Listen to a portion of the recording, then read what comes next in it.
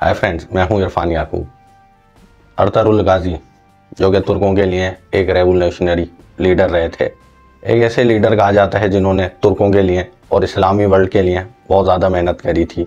ये हकीकत बात है कि अर्तुगरुल गाजी ने अपने दौर के अंदर बहुत ज़्यादा मेहनत करी थी, बहुत ज़्यादा कोशिश करी थी तुर्कों को जोड़ के रखने की। इसकी बहुत सारी मिसालें मैं आपको आगे वीडियो में चल के दूंगा। अब जिक्र करते हैं उस मशहूर ड्रामे का जो कि बहुत ज़्यादा पॉपुलर रहा था 2014 से लेके 2019 तक। यानी कि इसके बहुत सारे एपिसोड आए थे और कहा जाता है आज भी ये उतना ही पॉपुलर है जितना 2014 से रिलीज़ होने के बाद ये रहा था। यह हकीकत है कि वो बहुत ज़्यादा अच्छा ड्रामा है, बहुत ज़्यादा अच्छा सीरियल है, लेकिन उसकी जो कहानी बताई जाती है वो थोड़ी सी डिफरेंट है इनकी असल स्टोरी से। जबकि अगर उस स्टोरी को मैं यहाँ पर बयान करूँगा तो आपको लगेगा कि बिल्कुल किसी डिफरेंट आदमी की स्टोरी है, लेकिन यह हकीकत है कि वो अर्तुगरुल गाजी की रियल स्टोरी है जो मैं आपको सुनाने वाला हूँ। चलें चलते हैं और डीपली एक्सप्लोर करते हैं तुर्कों के मशहूर लीडर अर्तुगरुल गाजी के बारे में। अर्तुगरुल गाजी की जो असल हिस्ट्री, जो असल बायोग्राफी हमारे को पता चलती है वो पता चलती है उनके बेटे उस्मान गाजी के दौर से। उनके बेटे उस्मान गाजी ने ही अपने दौर के अंदर उनके बारे में काफ़ी बातें अपनी बुक्स के अंदर लिखी थी, जबकि कहा जाता है उसके अलावा अदर सोर्सेज से भी इसके बारे में पता चला है कि अर्तुगरुल गाजी की लाइफ क्या रही थी। इस बात के ऊपर ये एक दफ़ा रहा है कि लोगों ने इनकी बायोग्राफी जो असल लिखी है वो 13 से लेकर 14 सेंचुरी और यहाँ तक कि 15 सेंचुरी के शुरुआती दौरों में भी इनकी बायोग्राफी लिखी गई है। अलग अलग बायोग्राफीज़ में अलग अलग जिक्र किया गया है अर्तुगरुल गाजी के बारे में, जो कि मैं एक सीक्वेंस के साथ आपको बयान करने वाला हूँ। अर्तुगरुल गाजी जिनकी तारीख़ पैदाइश अनकन्फर्म्ड है, यानी कि किसी भी सोर्सेज से बात पता नहीं चलती कि इनकी डेट ऑफ बर्थ क्या रही थी, जबकि जो इनकी डेट ऑफ डेथ है यानी कि जब इनका इंतकाल हुआ था वो भी अनकन्फर्म्ड रही है। यानी कि वो 2 साल हैं जिनके दरमियान कहा जाता है इनकी डेथ हुई थी। इन 2 सालों के अंदर 1280 का दौर और 1281 का दौर बताया जाता है, जबकि इनकी कॉज ऑफ डेथ नेचुरल बताई जाती है, इन्होंने शहादत हासिल नहीं करी थी। जबकि अर्तुगरुल गाजी का जो ड्रामे में बताया जाता है कि इनके वालिद थे सुलेमान, इसमें भी इख्तिलाफात रहे हैं। यानी कि कुछ किताबों में इनके वालिद का नाम गुंदूज भी बताया गया है, गुंदूज जो कि उनके अपने बेटे का नाम था। और इस बात की तस्दीक हमें मिलती है उस्मान के दौर में जारी करदा उस सिक्के से जिस पे उस्मान का नाम, इनका नाम और गुंदूज का नाम लिखा हुआ था। यानी कि अगर उस सिक्के पे तारीख देखी जाए तो गुंदूज का नाम लिखने की आखिर क्या वजह रही थी। जबकि इन्होंने अपना जो सिलसिला जोड़ा है, यानी कि उस्मान ने अपने दौर में जो रिटर्न वर्क करा था उसमें अपना सिलसिला उन्होंने जोड़ा था ओस कबाइलों से। जबकि ओस कबाइल के अंदर इनके अलावा 21 और भी तुर्क कबाइल शामिल थे। जबकि जो इनका इलाका बताया जाता था जहाँ से इनका आगाज़ हुआ था, यानी कि इनके ट्राइब्स का आगाज़ हुआ था, वो बताया जाता है तुर्कमानिस्तान और कजाकिस्तान का इलाका। जबकि अगर ओस की ब्रांचेज में जाते हैं, उसकी ब्रांचेज में आ जाते हैं सल्जूक, खारजमीन, कारा, अफशरित्स और कजार्स। जबकि 21 कबीले और इनका अपना कबीला है, यानी कि काई कबीला भी इसमें शामिल रहे हैं। काई कबीले की वेरिफिकेशन है वो भी उस्मान के दौर में नहीं हो सकी थी कि इनका ताल्लुक काई कबीले से ही रहा था। जो एक वेरीफाइड हिस्ट्री इनके बारे में पता चलती है वो ये पता चलती है कि इनका ताल्लुक तुर्क कबाइल से रहा था और इन तुर्क कबाइल का जो ताल्लुक रहा था वो तुर्कमानिस्तान के एरिया से रहा था। ये इनकी कन्फर्म हिस्ट्री पता चलती है। जबकि जो हिस्ट्री से इनके बारे में पता चलता है, इन्होंने हिजरत करी थी तुर्कमानिस्तान की जानिब से और ये सफ़र करते हुए अनातोलिया की जानिब आ रहे थे। यानी कि बढ़ते बढ़ते अनातोलिया से ये इज़निक और भी डिफरेंट मकामात पर फैल चुके थे। जो वेरीफाइड ज़राए से हमें हिस्ट्री पता चलती है उसमें सुलेमान शाही अर्तुगरुल गाजी के असल वालिद थे, जो कि बहुत ज़्यादा वेरिफिकेशंस के साथ हिस्ट्री मिलती है। यानी कि 3 सोर्सेज में इनका नाम सामने आता है, जबकि एक सोर्सेज में ये पता चलता है कि इनके वालिद का नाम गुंदूज बे था। यानी कि अगर स्टोरी का आगाज़ हम करते हैं तो सुलेमान शाह से ही शुरू होगी, क्योंकि सुलेमान शाह ही असल वालिद थे अर्तुगरुल गाजी के। जबकि अर्तुगरुल गाजी के जो दादा थे उनका नाम था काया एल्प। काया एल्प भी एक मशहूर तुर्क लीडर रहे थे।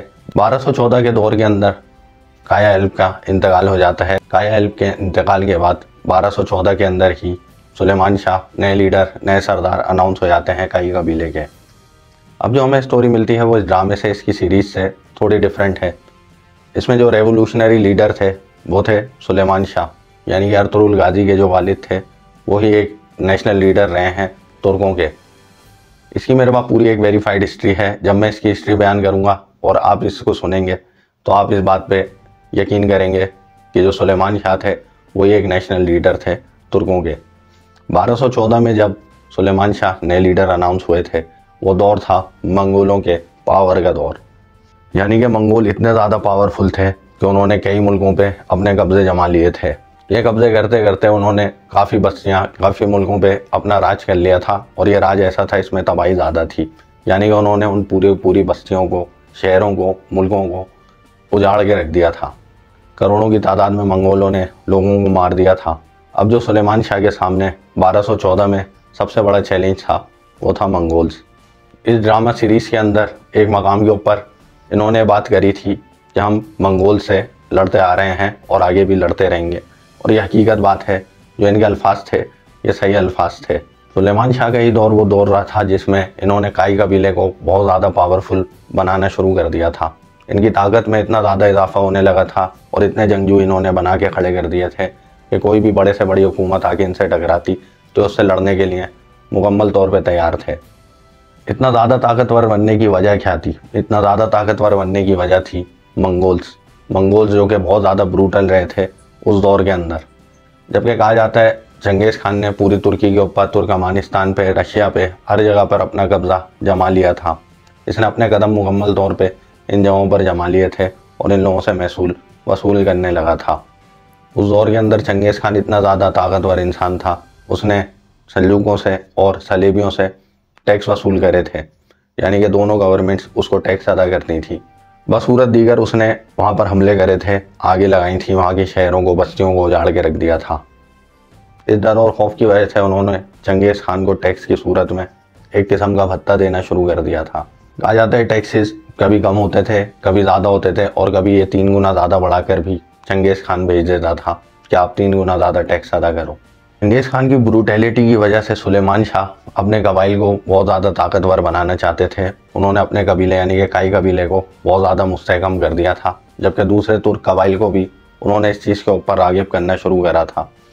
सुलेमान शाह ऐसे लीडर थे जिनको दूसरे तुर्क कबाइल भी फॉलो करने लगे थे। इन्होंने यज्ञा करा था दूसरे तुर्क कबाइल को और कहा था कि इत्तेहाद कर लो वरना मंगोलों के हाथों मारे जाओगे, कुचले जाओगे।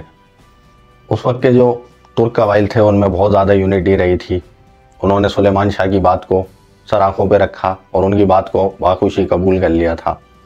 यानी कि उन लोगों ने अपनी बाउंड्रीज़ को बहुत ज़्यादा मजबूत करना शुरू कर दिया था और एक साथ यूनाइट होकर वो लड़ने लगे थे मंगोल्स के साथ। मंगोल्स का राज ऐसा था कि वो किसी भी टेरिटरी के ऊपर कभी भी कहीं से भी कब्जा कर लिया करते थे, जिसके डर की वजह से इनको अपनी प्रोटेक्शन करना लाजमी थी।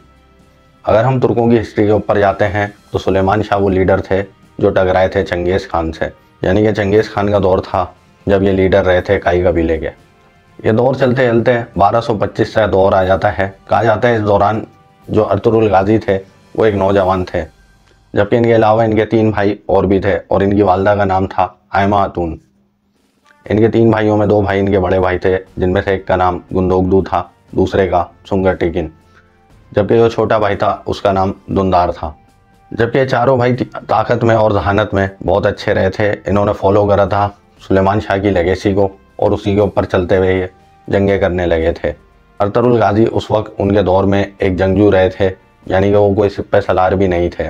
जो कि सिप्पे सलारी का मनसब था वो उनके भाई गुंदोगदू और दूसरे लोग निभाया करते थे। इनके पास सिप्पे सलारी की भी पोजीशन नहीं आई थी। यानी कि जो ड्रामा सीरियल में इनकी कहानी है वो बहुत ज़्यादा डिफरेंट है इनकी रियल लाइफ से। यह हकीकत है कि वो एक रेवोल्यूशनरी लीडर थे, लेकिन उनकी स्टोरी बहुत आगे जाके शुरू होती है जब सुलेमान शाह का इंतकाल हो जाता है। जो असल चैलेंजेस काई कबाइल को रहे थे वो रहे थे मौसमों की सख्ती, खुराक की कमी और वबाओं का आना। इन चैलेंजेस से निपटने के लिए आए दिन खाना बदोशी की ज़िंदगी गुजारने लगे थे, यानी कि हिजरत करने लगे थे और मुख्तलिफ मकाम पर अपना ठिकाना करने लगे थे। जबकि सुलेमान शाह इस चीज़ से बहुत ज़्यादा उकता चुके थे और वो चाहते थे कहीं मुकम्मल तौर पे एक ठिकाना कर लिया जाए। यानी कि जो एक रियासत की उम्मीद तुर्कों में जागी थी वो उन्हीं के दौर से जागी थी, लेकिन जो हकीकत मिलती है वो अर्तुगरुल गाजी के क्रेडिट पे आती है, क्योंकि अर्तुगरुल गाजी ही वो लीडर थे जिन्होंने इस चीज़ को रियलाइज़ करा था। और इस चीज़ को इन्होंने रियलाइज़ करा बहुत ज़्यादा जंगों में रहने के बाद। इनके ऊपर जंगें इतनी ज़्यादा मुसल्लत होने लगी थी और मुख्तलिफ मकामात पर इन पर हमले होने लगे थे। कहीं से इनके ऊपर मंगोल हमला कर दिया करते थे, कहीं से इनके ऊपर सलेबी हमला कर दिया करते थे। और ये बात यहीं तक महदूद नहीं थी, इनके ऊपर सल्जूकों ने और तुर्क कबाइल ने भी हमले करे हुए थे। अर्तुगरुल गाजी के इख्तिलाफात हुए थे अपने दोनों भाइयों से, यह हकीकत बात मिलती है जो कि ड्रामे में भी फिल्माया गया है। यानी कि इनके जो इख्तिलाफात रहे थे वो इस तरह के थे कि एक जगह से दूसरी जगह हिजरत करना चाहते थे, लेकिन जो इनके दोनों भाई थे वो इसके ख़िलाफ़ थे, क्योंकि जिस जगह पर ये हिजरत करना चाहते थे वो सल्जूकों के अंडर में नहीं आती थी, जबकि इनके दोनों भाई थे वो सल्जूकों के अंडर रहना ज़्यादा मुनासिब समझते थे। इन्हीं इख्तिलाफात में जो नई रियासत थी उसके क़याम की उम्मीद जागी थी। यानी कि अर्तुगरुल गाजी ने ये जो हिजरत का जो मंसूबा बनाया था ये इसी की किरण थी, जबकि इनके दोनों भाइयों के मुताबिक ये एक किस्म की बगावत थी सल्जूक रियासत से। जबकि जो अर्तुगरुल गाजी थे उनका मंशूर ये था कि हम सल्जूक रियासत के अंडर में नहीं आते तो हम फिर उनके अंडर क्यों रहें। और उनकी ये बात काफ़ी हद तक दुरुस्त भी थी, क्योंकि जब उनके ऊपर मंगोल्स और सलेबी हमले किया करते थे तो सल्जूक उनकी मदद को नहीं आया करते थे। यानी कि सल्जूक पावरफुल ज़रूर थे, लेकिन वो कभी भी इनकी मदद नहीं किया करते थे। ना सिर्फ सल्जूकों से बल्कि सलाहुद्दीन अय्यूबी से भी डायरेक्ट अर्तुगरुल गाजी के अच्छे मरासिम नहीं रहे थे। यानी कि जो शुरुआती दौर अर्तुगरुल गाजी ने गुजारा था उसमें उनको एक बागी का नाम दिया गया था। ये इस किस्म की बगावत थी कि इन्होंने सल्जूक रियासत के अंडर में ना आने वाली ज़मीन के ऊपर अपना बसेरा कर लिया था। ये बात सलाहुद्दीन अय्यूबी को उस दौर के अंदर बहुत ज़्यादा बुरी लगी थी, जो कि ड्रामे में भी बताया गया है, और ये एक हकीकत बात है कि सलाहुद्दीन अय्यूबी इनके खैर ख्वाह रहे थे, ये भी हकीकत मिलती है। जो दूसरी जगह इन्होंने हिजरत करी थी उस जगह का नाम था सऊद। ये वो मकाम था, ये वो जगह थी जहाँ से तुर्कों की हिस्ट्री शुरू हो जाती है, यानी कि तुर्कों की बुनियाद यहाँ से पड़ चुकी थी। इस मकाम के ऊपर इन्होंने अपना एक तिजारती मरकज़ बनाया था। ये वो जगह थी जहाँ से तुर्कों ने तरक्की शुरू करी थी। जो दूसरी हकीकत मिलती है वो ये है कि जो इनकी हाथ की कारीगरी की सनतें थीं वो बहुत ज़्यादा मशहूर रही थीं, और पूरे तुर्कमानिस्तान के अंदर, पूरे तुर्की के अंदर हर जगह पर इनकी प्रोडक्ट्स सप्लाई की जाती थीं। यहाँ तक कि जो सलेबी रियासतें थीं वो भी इनकी प्रोडक्ट्स बड़ी खुशी से ख़रीदा करती थीं। जो असल इनकी लेगेसी रही थी अर्तुगरुल गाजी की, उस लेगेसी में जो हमारे को बात पता चलती है उनका माइंड था, बिजनेस माइंड। वो तिजारत की तरफ बहुत ज़्यादा राग़िब थे, यानी कि वो मुस्तहकम करना चाहते थे तुर्क लोगों को, और तुर्कों को एक अच्छा मकाम, एक आला मकाम दिलाना चाहते थे। जबकि उस दौर के अंदर दूसरी रियासतों से तुर्क कबाइलों की यह तरक्की देखी नहीं जा रही थी। यानी कि उनसे ये बात हज़म नहीं हो रही थी कि ये तुर्क कबाइल किस तरह से इतना आगे बढ़ रहे हैं। यानी कि वो सोचते थे कि तो गरीब और फाके ज़्यादा लोग थे, ये एकदम से इतनी ज़्यादा बुलंदी के ऊपर किस तरह से आ रहे हैं। इनके ऊपर मंगोल्स ने भी बहुत ज़्यादा टैक्स बढ़ा दिए थे, सल्जूक रियासत भी इनको दबाने लगी थी, जबकि इनके मरासिम सलेबियों से भी बहुत ज़्यादा ख़राब रहे थे। सऊद के बाद सलेबी ताकतें बहुत ज़्यादा थीं, इनकी जो सबसे ज़्यादा जंगें रही थी वो सलेबी ताकतों से रही थी। सऊद का मकाम भी इन्होंने सलेबियों से जंगें करके ही हासिल करा था। इन जंगों में इन्होंने बहुत ज़्यादा खून बहाया था, तब जाके उन्होंने सऊद का मकाम हासिल करा था। जो इनकी हिस्ट्री में क्रेडिट मिलता है वो इसी जगह से मिलता है, इन्होंने यही जगह फ़तह करी थी। जबकि जो आसपास के छोटे इलाके थे वो भी इन्होंने अपनी सऊद की हुकूमत में शामिल कर लिए थे। ये वो इलाके थे जो कि सलेबियों के अंडर आते थे, और इन पर भी इन्होंने अपनी हुकूमत कायम कर ली थी। जबकि इनकी पर्सनल लाइफ पे आते हैं तो इनकी वाइफ का नाम था हलीमा खातून, और इनके 3 बेटे थे। इनके जो बड़े बेटे थे उनका नाम था गुंदूस, जो इनके दूसरे बेटे थे उनका नाम था साउची, और जो इनके तीसरे बेटे थे उनका नाम था उस्मान। इन्होंने अपने जो तीनों बच्चे थे उनकी अच्छी तालीम, अच्छी तरबियत करी थी, और उनको भी बेहतरीन किस्म का जंगजू बनाया था। इन तीनों में भी मुकम्मल लीडरशिप की सलाहियत थी, और वो भी कुछ इसी तरह की बात चाहते थे कि आगे चल के मेरे ख्वाब को, मेरी लेगेसी को आगे लेके चलें। वो अपने बच्चों के अंदर भी एक उम्मीद की किरण देखते थे, जिस तरह सुलेमान शाह उनके अंदर एक उम्मीद की किरण देखते थे। यानी अर्तुगरुल गाजी सुलेमान शाह की लेगेसी को ही लेके आगे बढ़े थे, और वो ये चाहते थे कि जो उनकी लेगेसी है उनके बच्चे उसको आगे लेके बढ़ें, और ये हकीकत है वो आगे लेके बढ़े भी थे। और इतना आगे बढ़ चुके थे कि 1299 से शुरू होने वाली उस्मानिया सल्तनत 1922 में आके इख्तिताम पर पहुंची थी। अपनी ज़िंदगी के नशीबो फराज तय करने के बाद अर्तुगरुल गाजी 1280 या फिर 1281 में इंतकाल फरमा गए थे। इनके इंतकाल के बाद भी इनकी लेगेसी नहीं रुकी थी, इनके बच्चों ने इनका झंडा थाम लिया था।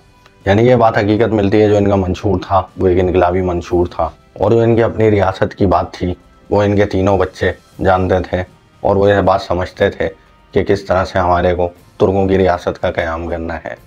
सुलेमान शाह के दौर से तुर्क कबाइल बहुत ज़्यादा यूनाइट रहे थे, यानी कि ये यूनिटी अर्तुगरुल गाजी के दौर में भी रही थी और उसके आगे इनके बच्चों के दौर में, इंक्लूडिंग उस्मान के दौर में भी ये यूनिटी इसी तरह से बरकरार रही थी। जो ज़रायों से हमें बात पता चलती है वो ये है कि जो नई रियासत का क़याम इन्होंने करा था वो तुर्क कबाइल की यूनिटी से ही करा था। दोस्तों फाइनली अगर हम इस स्टोरी की कंक्लूजन करते हैं तो ये बात हकीकत मिलती है कि अर्तुगरुल गाजी एक नेशनल लीडर थे, जो कि तुर्कों के नेशनल लीडर थे। ये एक ऐसे नेशनल लीडर थे, एक ऐसे बहादुर इंसान थे, एक ऐसे पॉलिटिशियन थे जिन्होंने अपने दौर के अंदर बहुत ज़्यादा सख्तियाँ झेली। इन्होंने मंगोलों की और सल्जूकों की बहुत ज़्यादा सख्तियों के बाद अपनी रियासत का क़याम शुरू करा था। इनके ऊपर मंगोलों के और सलेबियों के बहुत ज़्यादा जुल्म सितम रहे थे। इस जुल्म सितम के बावजूद इन्होंने एक इनकलाबी लीडर होने का सबूत दिया था। इन्होंने अपनी ताकत से, अपनी जहानत से अपनी जो कौम थी यानी कि तुर्क कौम, उसको प्रोटेक्ट रखा। ना सिर्फ प्रोटेक्ट रखा बल्कि तिजारत में भी बहुत ज़्यादा तरक्की दी थी। यानी कि वो लीडर थे जिन्होंने एक रास्ता बना के दे दिया था, उसके ऊपर चलते चलते तुर्कों ने अपनी मंजिल हासिल कर ली थी। दोस्तों अब आपको ये अर्तुगरुल गाजी की रियल स्टोरी पसंद आई होगी। अगर अच्छी लगी है तो वीडियो को लाइक करें, शेयर करें, चैनल को सब्सक्राइब करें। देखते रहें मिस्ट्री मॉन्स्टर।